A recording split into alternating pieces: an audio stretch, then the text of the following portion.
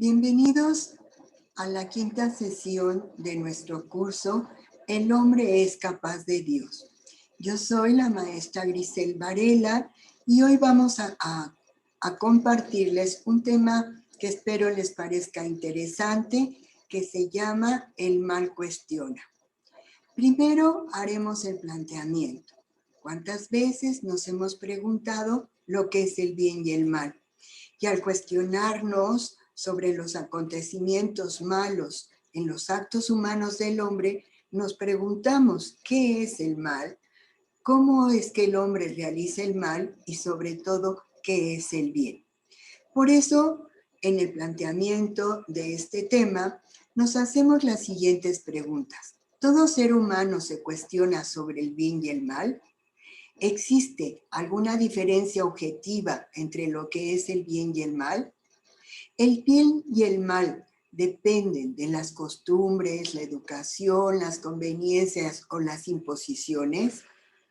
¿Hay diferencia entre las personas que distinguen el bien y el mal respecto a las que no lo creen así? ¿Cuál es el criterio correcto para distinguir el bien y el mal? Actuar conforme a la ley y es bueno, pero sabemos cómo, más bien cómo sabemos que toda ley es buena. ¿Basta con la buena intención para actuar bien? ¿Qué es la conciencia moral? Como ustedes verán, hay muchos cuestionamientos en este tema y que por supuesto el objetivo es esclarecer un poco nuestra postura ante el bien. Por eso, la parte de la filosofía que se dedica al estudio de la bondad y maldad de los actos humanos es la ética, también conocida como moral, aunque algunos autores se refieren a la ética como el estudio filosófico de los fundamentos, los principios que rigen a la ética.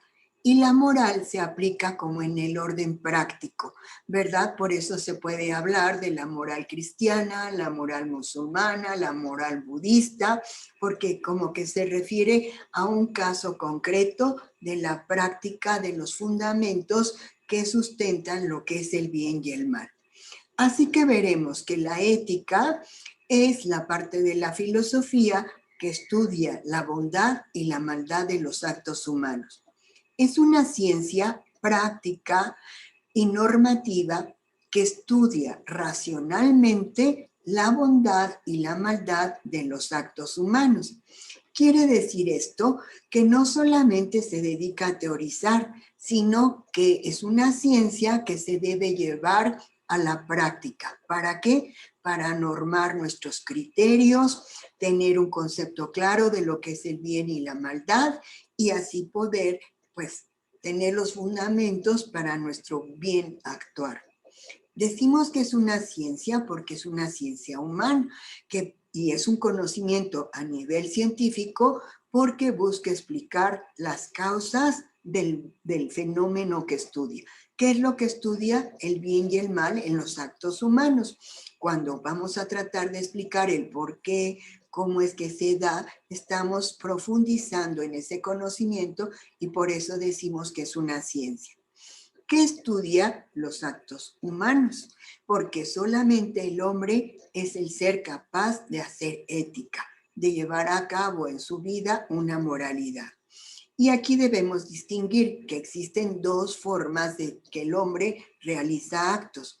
Unos que se llaman los actos humanos y otros los actos del hombre.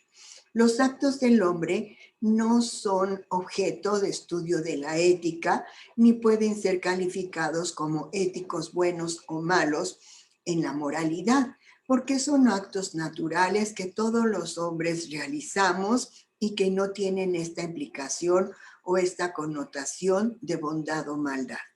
Y en cambio, los actos humanos, eso sí que pueden ser calificados como hechos éticos, fenómenos morales que podemos juzgar bajo el bien y el mal.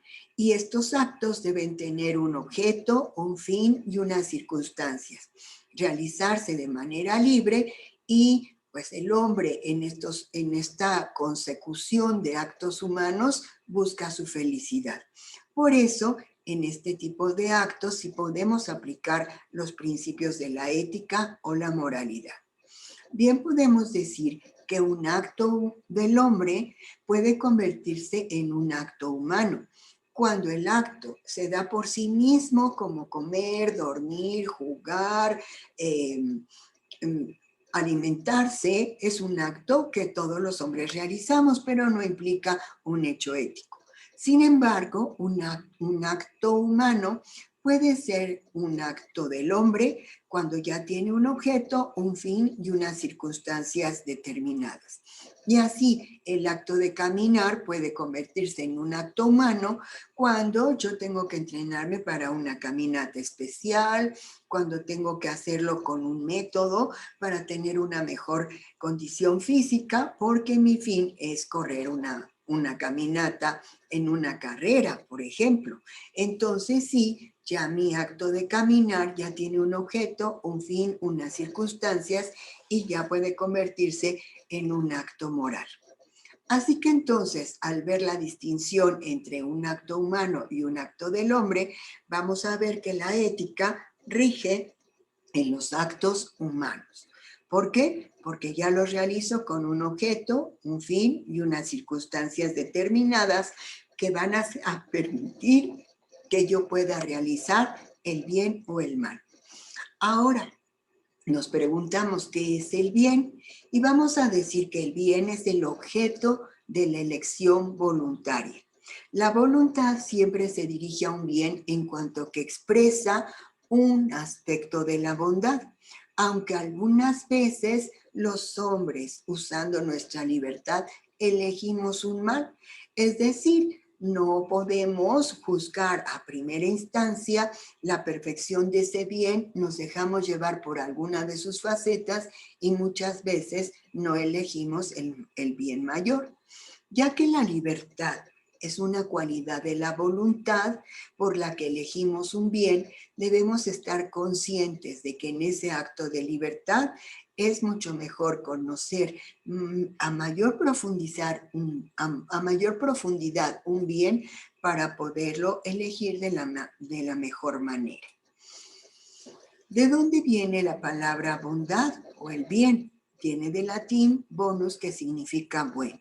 Y es un concepto sumamente abstracto, como ustedes pueden entender, y tan abstracto que por eso está la dificultad para definir con precisión y con exactitud lo que es el bien. Sin embargo, lo que nosotros hacemos o procuramos es separar cada una de las facetas del bien para comprenderlo de una manera más integral, aunque el bien es uno y es una cualidad de todos los seres, ¿verdad? Generalmente cuando hablamos del bien, pues hacemos de inmediato referencia al mal, puesto que es su antagónico. Y el bien lo utilizamos para referirnos a algo que resulta provechoso en forma ya sea absoluta o relativa, y que puede y debe asociarse con aquello que cumple una función útil dentro de cualquier ámbito, ¿verdad? Cuando decimos esto es bueno, esto es malo, como un concepto general, o esto es bueno para mí y a lo mejor es malo para ti. Ahí está la relatividad de este concepto. ¿Cómo podríamos definirlo? Como la acción o conjunto de acciones mediante las cuales se contribuye al desarrollo y o al bienestar de algo o de alguien. Y entonces nosotros siempre que procuramos el bien, el correcto desarrollo, la perfección, el bienestar, pues estamos hablando de alguna manera de un tipo de bien. Bueno, se dice el que está en lo correcto, en lo adecuado, lo que es justo, lo que puede ayudar. Es la utilidad, la ganancia, el rendimiento, el provecho, el lucro o algún beneficio de alguna rentabilidad. Por eso nosotros podemos entender muchos aspectos del bien, desde lo más concreto y palpable hasta un bien trascendente. Así es entonces como nosotros podemos entender lo que es el bien. Y ahora fijémonos en lo que es el mal. El mal, la palabra también viene del latín, que es malum y significa malo, ¿verdad? Pero ¿qué es el mal? Y pongamos atención, porque vamos a tener el concepto por una definición negativa, o sea, negando lo que es para poder entender aquello que nosotros hacemos referencia por el mal. Por eso el mal vamos a decir que es el no bien o la negación del bien. Cuando debe existir un bien y no lo hay, entonces concluimos que algo es malo. Se dice entonces de una acción, un acto o manera que no se consideran correctos de acuerdo con un precepto sobreentendido con formas culturalmente aceptadas. También se le puede entender como lo contrario a lo que se supone que debería de existir. Y como definición podemos decir que es un concepto abstracto que se refiere a un prejuicio o agravio a alguien que recibe en su persona o propiedad calamidad, infortunio, desgracia. Podemos referirnos como un mal a una dolencia, un padecimiento, una enfermedad, lo opuesto al bien y se aleja de lo lícito y de lo honesto. Por eso, si ustedes se fijan, cuando hablo de desgracia, infortunio, el agravio, pues estoy pensando en lo que debía ser y no hay. Del infortunio debería de haber fortuna y no lo hay. Pues ahí está el mal del infortunio. En la desgracia, sin la gracia, sin lo que debe ser, pues ahí está el mal. Siempre nos referimos al mal como una negación del bien o negación del bien. Y así es como entonces nuestra inteligencia puede captar la noción de bondad o de bien. Vamos a dar un paso de mayor profundidad para entender cómo en todos los seres existe esta propiedad del bien de manera ontológica o metafísica. Por eso vamos a ver que la ontología o la metafísica es la parte de la filosofía que estudia el ser sin pensar en la materialidad, despegándonos completamente de las características contingentes. Vamos a pensar o intentar pensar en lo que es el ser. El ser que somos todas las cosas y del cual participamos del ser absoluto, puesto que nosotros somos seres finitos. Por eso les pongo el ejemplo de la Tierra, que es un tipo de ser, pero también les pongo este pequeño paisaje de la película del jorobado de Notre Dame, en donde podemos ver un puente, el agua, las rocas, la actriz, el jorobado. Todos estos elementos también configuran lo que es el ser. Entonces, tenemos la noción de ser y sabemos cómo el ser se participa en todos los seres que existen en este mundo. Por el hecho de ser, cualquier ser tiene 4 propiedades trascendentales. Primero, la unidad. Segundo, la bondad. Tercero, la verdad. Y cuarta, la belleza. Estas son propiedades trascendentales del ser. Y por supuesto que si nosotros tenemos el ser, por el hecho, simple hecho, por ser seres, somos uno, únicos y irrepetibles. Somos verdaderos, puesto que estamos existiendo, sin importar la forma en que existimos. Tenemos bondad, es decir, que cumplimos con las normas para lo que fuimos creados, cumplimos con la misión que tenemos en esta vida, como el tipo de ser que seamos, ya seamos minerales, vegetales, animales o humanos, cada uno tiene pues ya en su propia esencia, en su propia sustancia, el ser, y por el hecho de ser lo que se es, ya se es bueno. Y por supuesto la belleza. No hablamos de una belleza estética, sino todo ser por el hecho de existir ya tiene en sí la belleza ontológica. No estética, pero sí ontológica. Así que si ustedes se ponen a pensar metafísicamente en este tipo de seres, vamos a ver que también son uno, verdadero, bueno y bello. Son propiedades trascendentales. Esto quiere decir que ontológicamente ya tenemos la propiedad de la bondad, pero ahora, ¿cómo se manifiesta esta bondad en mi propio ser? Y por eso tendremos que reflexionar en otros tipos de concepción de la bondad. Y el bien lo podemos practicar en el orden técnico cuando nos damos cuenta que algo es útil y que funciona correctamente. Y cuando esa propiedad de la bondad la predico, cuando es algo útil y eficiente, entonces digo, qué buena me salió esta lavadora. O qué bien funcionó la pantalla, la presentación, la logística en esta reunión de trabajo. Aunque hay otros aspectos que podríamos juzgar como los actos humanos en cada una de estas situaciones.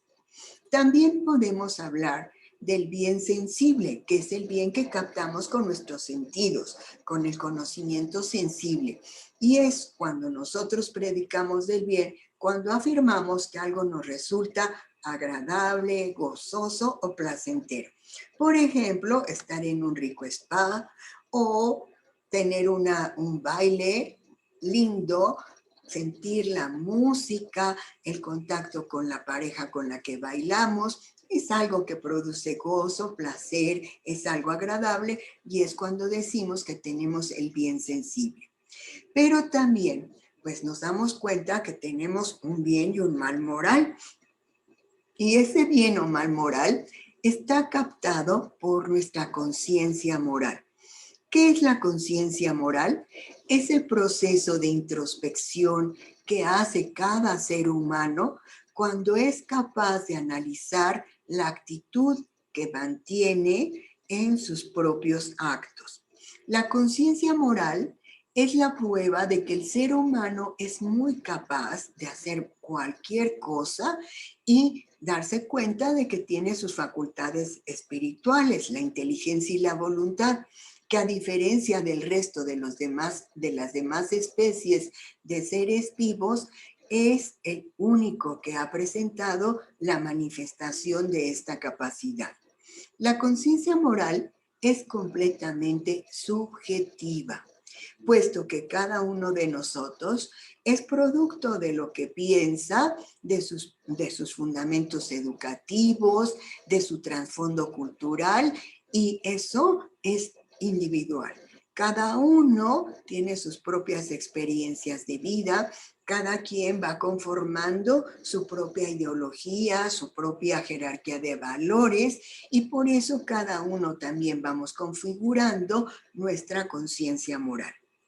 Ahora, bueno, nosotros gráficamente aquí ponemos siempre al angelito como la conciencia buena y al diablito como la conciencia mala, y el hombre es el que hace el discernimiento acerca de hacer el bien, evitar el mal o procurar el mal, haciendo a un lado lo que es el bien supremo para él, ¿verdad?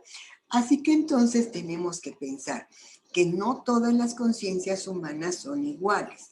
Por eso en ética se ha hecho una clasificación de las conciencias. Y bueno, voy a presentarles algunos de los principios que nos hablan de cómo son las conciencias en el ser humano para que nosotros nos demos cuenta más o menos de lo que nosotros estamos haciendo con nuestra propia conciencia. La primera se llama la conciencia verdadera. Esta conciencia está en sintonía con el sentido común asumido por un colectivo social o a las normas morales convencionales. Una verdad objetiva será aquella que convencionalmente es asumida y aceptada por todos. Y es cuando tenemos una conciencia verdadera porque nos adecuamos al grupo social en el que vivimos, conformamos nuestras ideas y nuestros valores de acuerdo a los preceptos que nos dice precisamente ese colectivo social. Sin embargo, pues puede ser que no sea la más perfecta de las conciencias, porque existe otra que se llama la conciencia recta. Y es el tipo de conciencia que surge cuando la persona actúa con autenticidad, es decir, con coherencia consigo mismo, pero también con los criterios éticos objetivos.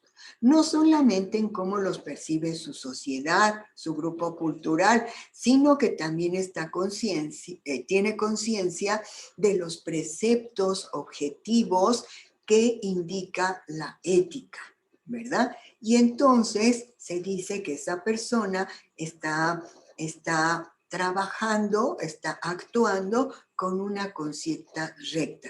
Tiene conocimiento de los preceptos universales y tiene su sustento en la ética universal, la ética filosófica, ¿verdad? Luego tenemos una conciencia errónea. Es la conciencia de las personas que no configura su verdad personal o su convicción con una verdad objetiva. Tiene una percepción tan subjetiva de lo que es el bien y el mal que no busca con objetividad cuál es y por eso cae en el error. Su conciencia se va transfigurando en una conciencia errónea porque no ve objetivamente lo que es la realidad del bien y el mal en los actos humanos. Tenemos una conciencia que es la conciencia viciosa. Es el tipo de conciencia de una persona que no es sincera consigo mismo. Es decir, con su rectitud personal a la verdad, sus convicciones, los principios, los criterios, los valores, pues no tiene coherencia. Y entonces una mentira la lleva a la otra, ella se lo cree, inventa otra cosa, no es coherente, no tiene convicciones, es la que se adapta a los medios, que si las amigas les dicen esto está bonito y agradable, pues a ella le parece que sí es bonito y agradable. Que si va con otro grupo de amigas y les dice no, eso es muy malo y es pecado, uy, pues hasta se persina para que Dios la libre de todo mal. Es la persona que no es sincera consigo misma y siempre va a estar en ese círculo vicioso de no estar convencida de sus principios, de sus criterios, de sus valores, y va a ir donde va Vicente, donde va toda la gente, ¿verdad? Tenemos otro tipo de conciencias, que es la quinta, que nos ayuda a pensar en lo que es tener una conciencia rígida. Es el tipo de conciencia de la persona que concibe el cumplimiento de las normas de forma radical, absoluta, rigorosa, a la luz de su rectitud personal. Como ella es recta, como ella es honesta, como ella es firme, no permite ninguna desviación. Y entonces vean, su criterio de verdad está apoyada en sí misma y se vuelve tan cuadrada que por eso decimos que es una conciencia rígida. No es que nos volvamos superficiales en esto de las conciencias, pero hay que recordar que somos seres contingentes y nadie es poseedor de la verdad absoluta. Por lo tanto, no podemos tener tanta rigidez ante las cuestiones éticas. ¿Por qué? Porque tenemos que tener empatía, comprensión, misericordia, piedad con otras personas que no son como yo, pero en sus propias circunstancias puede ser que tengan otra percepción diferente a la mía y no por eso las puedo despreciar. Así que bueno, pasamos a otro tipo de conciencia, lo contrario a la rígida. Ahora vemos a las conciencias laxas, a esas personas que consideran que no existen ni el bien ni el mal, que todo es según el cristal con que se mira. Y cuando tú tienes algún conflicto, alguna duda sobre la moralidad, te dicen, no hombre, no te preocupes, el bien es relativo, cada quien puede ver las cosas como quiere, según como lo que convenga. Y si esto es un bien para ti, pues hazlo y que ruede el mundo. Por eso, esta conciencia rígida lo que hace es relativizar la verdad objetiva, asumiendo con flexibilidad exagerada y a veces hasta excesiva la relajación de todas las normas, ya sean sociales, jurídicas, morales, todo le viene sin cuidado, ¿verdad? ¿Por qué? Porque tiene una conciencia laxa. Tampoco le da perfección, porque no hay definición ni coherencia en sus propios valores, principios. Todo es según con el cristal con que se mira. Y por último, no es cierto, por último, bueno, en séptimo lugar, tenemos la conciencia escrupulosa. Es el tipo de conciencia similar a la rígida, la cuadrada, pero concibe el más mínimo error o equivocación como un motivo para valorar todo el acto como inmoral.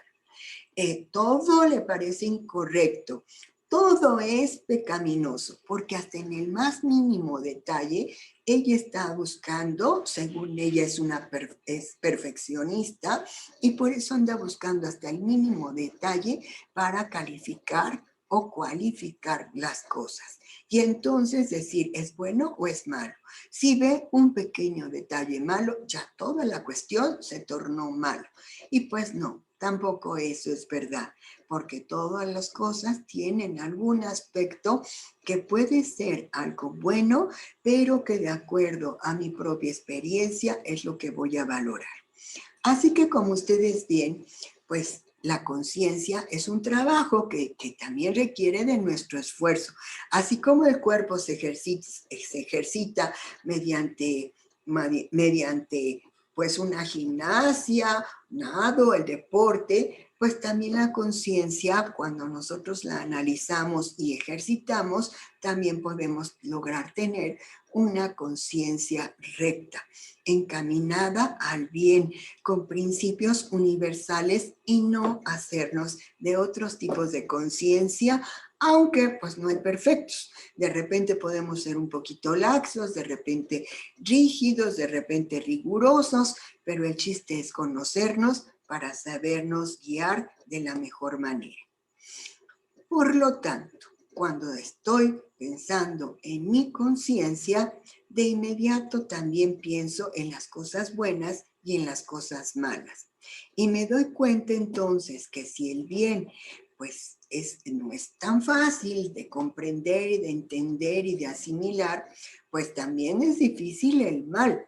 Y por eso tenemos tantas confusiones. Pero el mal debemos darnos cuenta que es la privación del bien debido. Ontológicamente no existe, no es un ser en sí, sino que yo lo percibo como una ausencia de lo que debería de ser.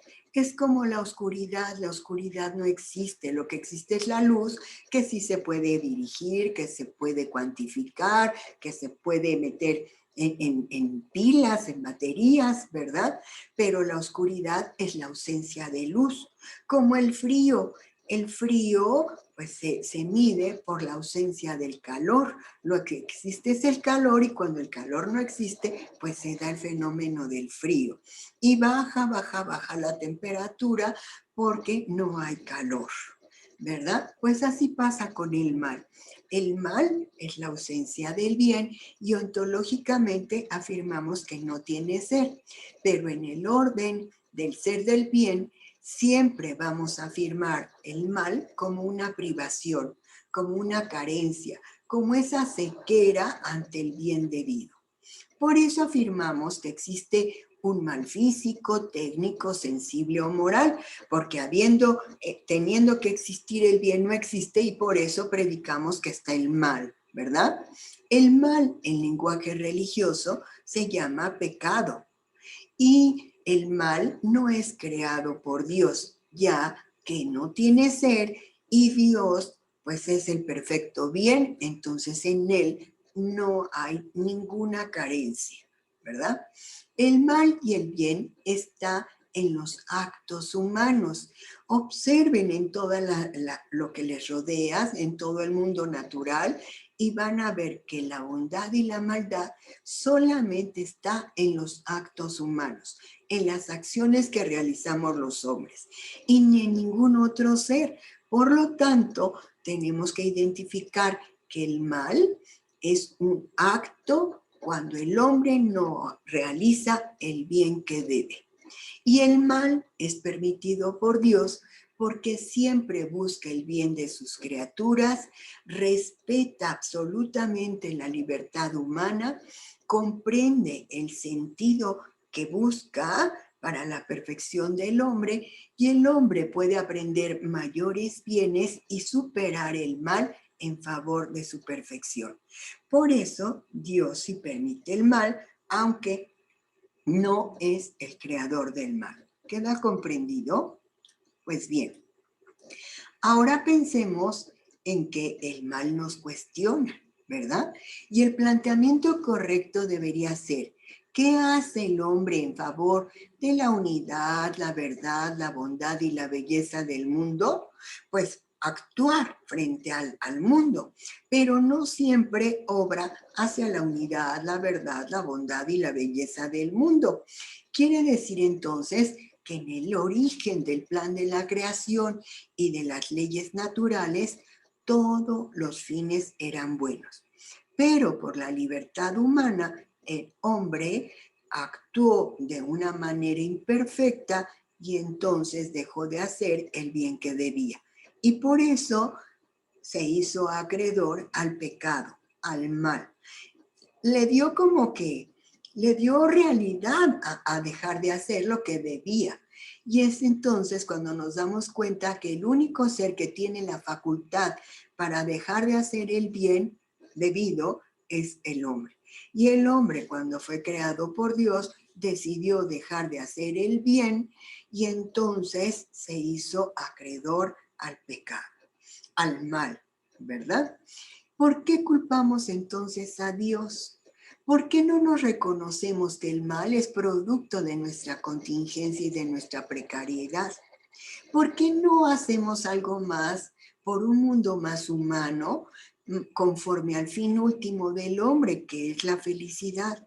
¿No creen que deberíamos de hacernos un cocón wash y pensar que el hombre está destinado para la felicidad, para el amor, y todas nuestras acciones deberíamos encaminarlas hacia ese bien supremo que es la felicidad y nuestra perfección, y no estar culpando a Dios por las cosas que hacemos los hombres?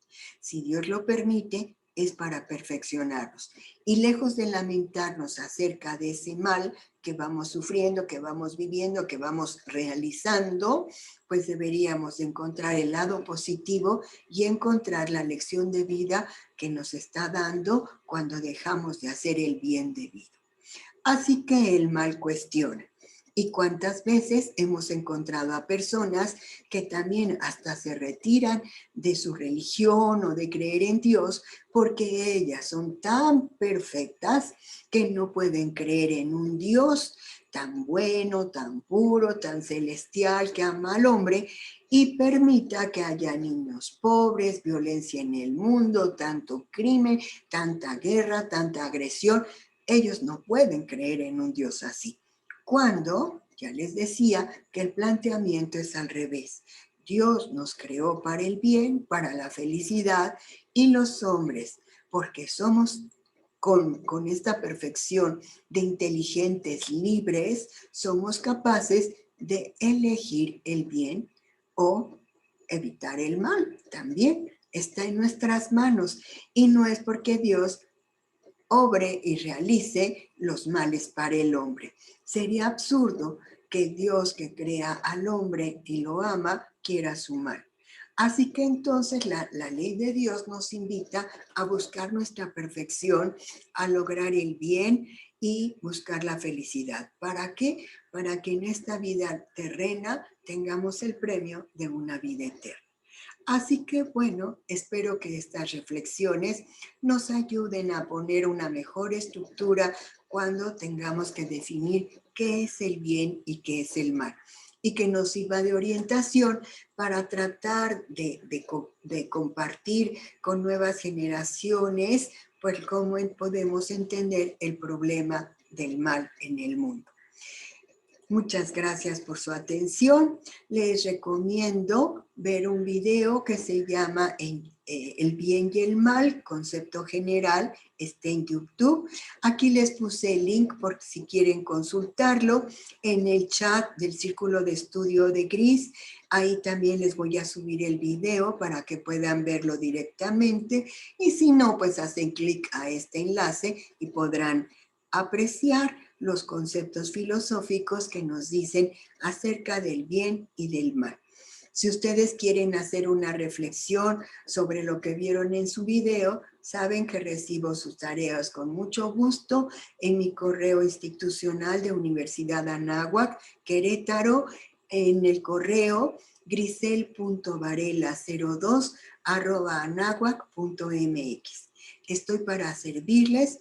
Fue un placer compartir esta reflexión con ustedes y los espero la próxima semana. Adiós.